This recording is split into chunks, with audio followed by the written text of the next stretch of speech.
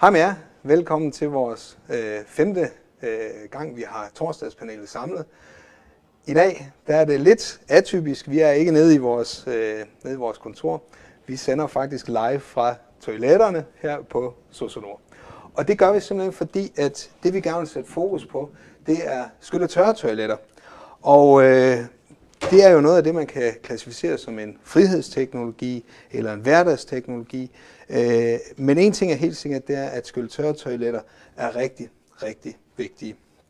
Og for at fortælle om det her, og for at få en god snak omkring, hvad er det skyld- og tørretoiletter de kan, så har jeg inviteret Mads Honoré fra Honoré Care. Og så har vi dig, Lone Robæk, som er underviser her på Sosu-Nord, og som har stor erfaring også med teknologier. Og så har vi dig, Inga Fryd, som er direktør for Center for Velfærdsteknologi her i Aalborg Kommune. Og velkommen til. Mange tak. Det er altid skønt at være sammen med eksperter som jer. Og jeg skal skynde mig at sige, at har man nogle spørgsmål til panelet her, mens vi sender live, så er man velkommen til at skrive ind på Facebook. Og så vil vi prøve at se, om vi kan svare på spørgsmål, hvis der kommer nogen. Så endelig spørg løs, hvis der er nogle spørgsmål. Skyld- og tørretoiletter. Inga, skal vi ikke starte med dig? Det gør vi. Du har en god og stor erfaring omkring det her med skyld- og tørretoiletter. Kan du ikke prøve at fortælle lidt omkring, hvorfor er skyld- og tørretoiletter vigtige ude ved borgerne? Hvad er det, et skyld- og tørretoilet det reelt kan? Det, jeg synes, der er rigtig vigtigt, det er, at skyld- og tørretoilet, det kan give borgeren hjælp, mere frihed til at blive selvhjulpen. Toiletterne kan også give hjælperne ude hos borgerne et bedre arbejdsmiljø. Så summen af de to ting vil give stor mening, både for borgeren, men det vil også give mening for medarbejderne og kommunen i sidste ende, at borgerne, jo længere tid borgeren kan klare sig selv, jo større gevinst er det jo for alle. Så det handler simpelthen om, at man kan være selvhjulpen længere tid i eget hjem?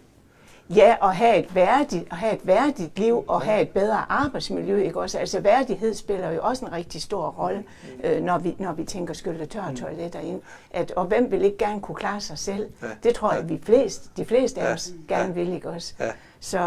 Så derfor, det er en super god idé. Jeg er helt varm med skyld- og tørretoiletter. Alle burde egentlig prøve at få et skyld- og tørretoilet, fordi det giver så stor mening, og jeg kunne sådan drømme om, at alle eleverne på de forskellige social- og sundhedsskoler altså tager det til sig. Fordi hvis de tager det til sig, så tror jeg også, det bliver lettere at få borgerne til at bruge skyld- og tørretoiletter. Så jeg tror, at de skal være nogle rigtig gode ambassadører, og det tror jeg også, de kommer til at blive. Ja.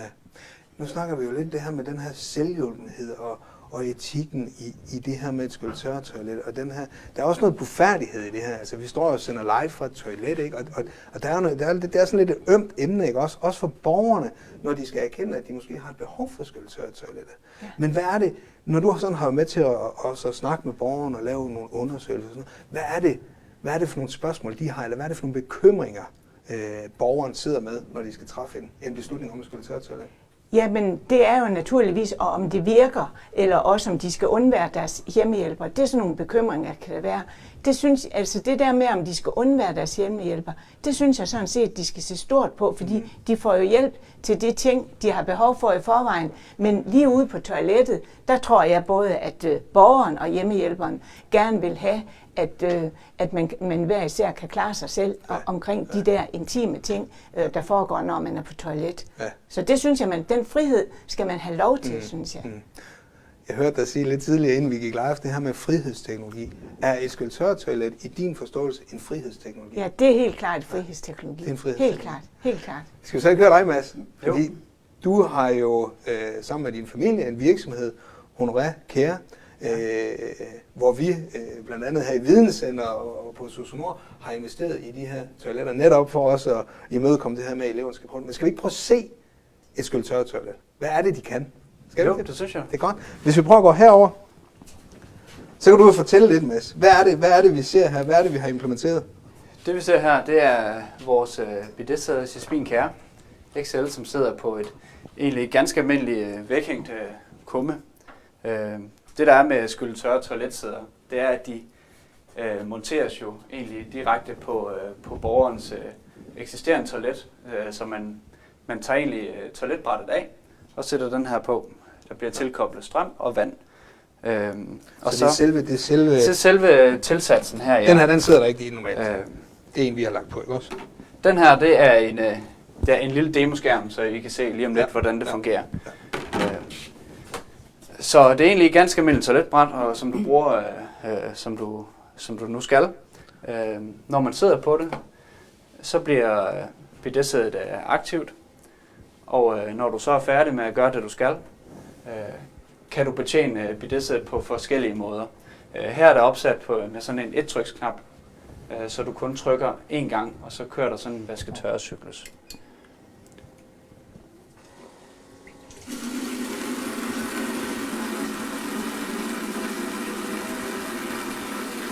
Og det er så vaskeprocessen, vi ser der? Eller det er vaskeprocessen her. At, først bliver du vasket bagtil, og her er den også indstillet til, at du også vil blive vasket fortil. Så den er egentlig indstillet til, det er en kvinde, som er bruger af det her.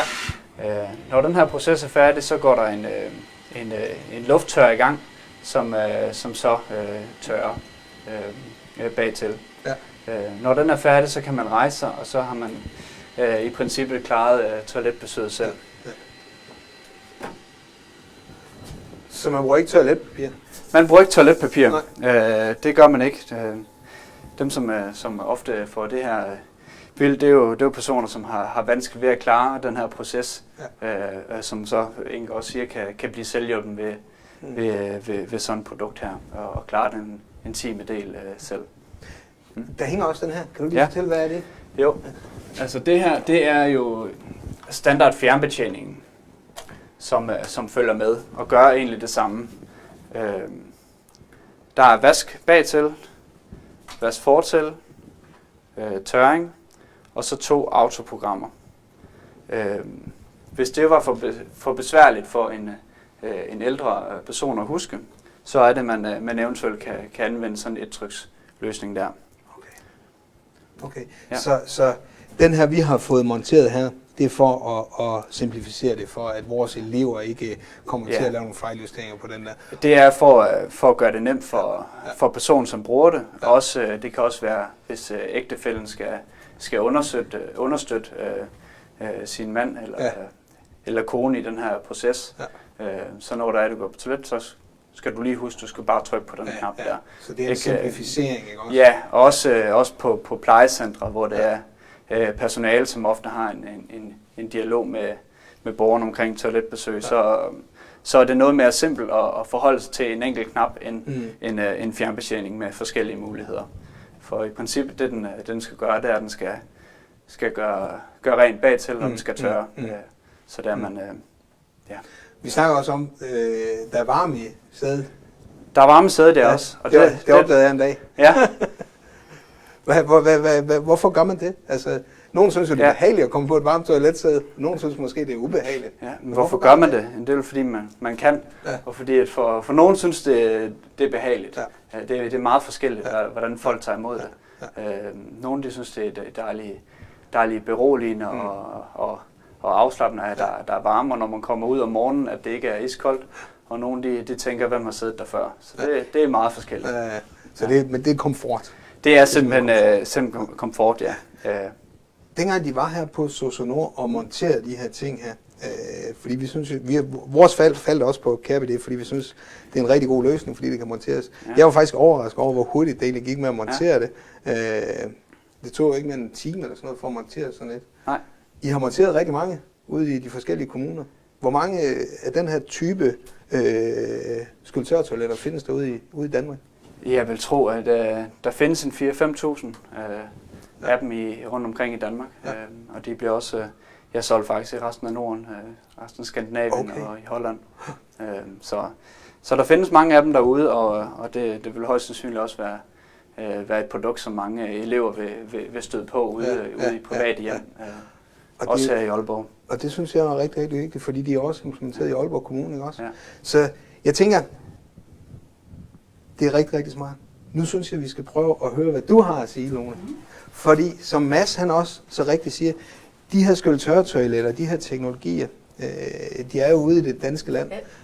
Og for os, både som videnscenter, men også her på socionomer ude på alle landets socioskoler, handler det om netop, at vores elever, når de kommer ud, kan finde ud af, om det giver værdi at have et skøjletørtoilet, men i høj grad også hjælpe med at introducere det til borgerne. Hvordan implementerer vi det i uddannelserne? Hvordan får vi eleverne til at reflektere over de her teknologier? Jamen, man kan jo sige, at første step, det er, at nu må vi få installeret nogen her på vores handicaptoiletter. Og så er det først jo simpelthen, at eleverne begynder at afprøve det, bruge dem, få nogle erfaringer med det selv, og blive fortrolig med det. Fordi det er jo ofte sådan, at hvis man skal anbefale noget til andre, og finde ud af, dur det her ud til den enkelte borger, så er man nødt til selv at vide, hvordan er det egentlig, det fungerer. Og på den måde afprøve tingene selv, ligesom vi gør med så mange andre ting. Det gør vi for eksempel med forflytning, så skal man prøve det selv. Hvordan er det at komme ud af en seng, eller rejse og sætte sig fra møbler. Og det samme her med skøjletørtoilet, ikke? Få nogle erfaringer med det. Ja. Så det handler om simpelthen at kunne få en mulighed for at prøve det. Yes. Altså prøve det selv, prøve teknologien og lege med det. Ja, sådan det ikke bliver sådan noget tabu, og man ved ikke helt, hvordan det fungerer. Og det er jo også social- og sundhedshjælperne og social- og sundhedsassistenterne, som ude i hverdagen kender borgerne. Allerbedst måske dem, der kender dem bedst af de sundhedsprofessionelle, der kommer i hjemmet. Og på den led også vi kunne have det med i deres refleksioner omkring, kunne det her give mening for den her borger at få? Kunne det skabe værdi? Kunne det give mere frihed, som du er inde på, Inga? Og gøre dem selvhjælpende. Og på den måde er der jo også rigtig meget etik ind over det, ikke? Som du også er inde på. Hvem af os vil ikke gerne kunne klare toiletbesøg selv? Ja. Hvad hedder det?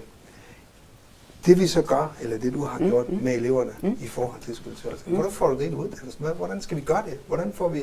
Fordi du siger også, at eleverne skal kunne det her, og du siger også, at det er så vigtigt, at landets socioskoler, de tager imod den her teknologi, at de sætter den her i spil ind i undervisningen. Hvordan skal vi gøre det? Altså, skal vi tage klassen med herude på toilettet? Altså, eller hvad, altså, det er jo også, som du siger, det er sådan lidt et ømtåligt emne, også at sige, jamen, prøv lige at gå ud på toilettet, og så lige prøve det der næste gang. Altså, hvordan gør man det? Ja, nu er det så nyt endnu, men jeg spurgte en klasse i går, en social- og sundhedsassistentklasse, og der var en tredjedel af dem, de havde prøvet det. Og så tog de nogle refleksioner på, hvad det var for nogle fordele og ulemper, de synes, at det havde. Ikke? Og det er klart, at det der med at gøre sine egne erfaringer, det gør altså, at man også bedre kan få forståelsen for, hvordan ville det være som borger at skulle anvende det. Det giver simpelthen en bedre...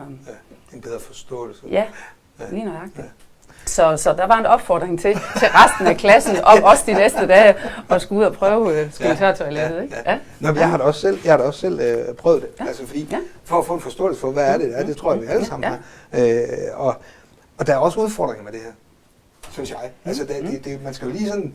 Man skal jo ikke bare sidde stille på, man skal lige rykke lidt rundt. Men har du nogle erfaringer? Jamen, det jeg gerne vil følge op på, det Lone siger, det er lige præcis, altså, hvor vigtigt det er, at få de ind på de her social- og sundhedsskoler. Fordi når du skal indføre en ny, nu kalder vi en ny frihedsteknologi, så gælder den her 80-20-regel rigtig meget med, at du har teknologien, men altså selve implementeringen, selve processen med at implementere er så vigtig. Så hvis de sociale og sundhed, det er så vigtigt, at kendskabet hertil, det øges af eleverne. Fordi det er dem, der kommer ud til borgerne og kan se, hvor det er en rigtig god idé at sætte ind med det. Og når de synes, det er en god idé, jamen så er jeg også sikker på, at borgeren vil lytte rigtig meget til dem, at de også vil synes, det er en god idé. Så det er noget med at begejstre eleverne her, og lade dem prøve det så meget som muligt, så de kan mærke, fordi dem har jeg også engang spurgt, hvad vil I gøre? Hvad vil I foretrække? Have 5 forskellige hjemmehjælpere, eller vil I have en knap, I selv kan trykke på? Og 95% sagde faktisk, vi vil selv klare os selv, og det vil vi gøre så lang tid vi kan. Og det synes jeg er så vigtigt, at vi holder fast i retten til at være herre i eget liv. Det synes jeg er en rigtig vigtig ting. Og til at kunne klare sig selv. Ja, lige præcis. Altså det er så vigtigt, så vi skal have en begejstring ud på sundhedsskolerne, og det kan også være, at I skal have nogle flere skøjletørtoiletter, sådan at det bliver sådan en helt naturlig ting at gøre det, når man selv skal på toilet, på personaletoiletterne. Hvad hedder det? Noget af det, som jeg også har hørt nogle elever stille spørgsmålstegn ved, fordi vi er jo alle sammen forskellige. Og hvad så, hvis man er lidt ældre, og man har slap hud, eller man måske er større?